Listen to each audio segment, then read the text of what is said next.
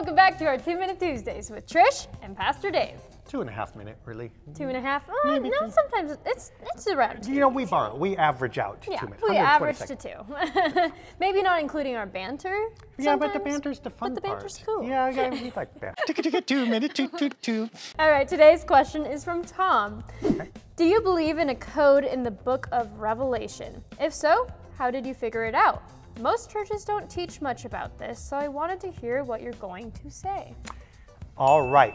And I think most churches don't teach about Revelation because of one of two things. Either it's confusing or because of exactly what you said, that people are expecting a code or whatever and people want to interpret all kinds of stuff that's not really in there. Yeah.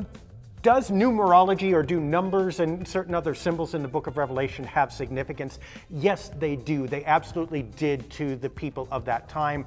So for instance, use of the number 3 might mean something a little different than use of the number 7 or 10 or 12 or whatever it is. And the imagery that they had there, they had to speak kind of in allegory, because one of the reasons the book of Revelation was written is as a polemic against the Roman Empire, which was ruling the people at the time with an iron fist.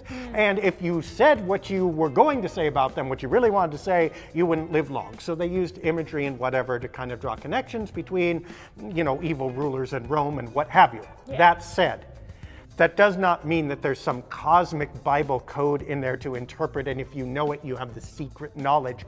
The Bible doesn't work like that. There is no part of the Bible that is kept secret except to those who are indoctrinated.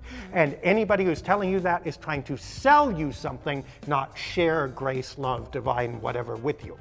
So here's the deal. It helps a little bit with some of these books to understand the significance of the numbers, like 7 might mean completeness, and 12 as well in a different way, that 10 was the number of the 10 commandments and whatever.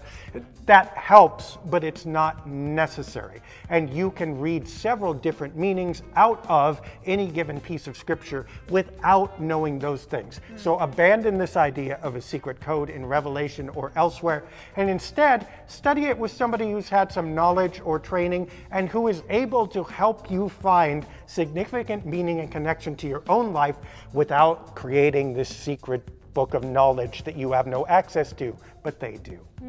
All right. Well, if you have your own questions, we have a forum at lightofthespirit.church, and we have an email.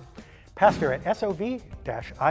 And Twitter. Oh, sorry. I just .org. interrupted. You gotta get into .org. Forgot the Otherwise .org. they're gonna .com or .whatever. .dave. And a Twitter. At Dave Deckard with a D at the end. All right. We will see you next week for our next video.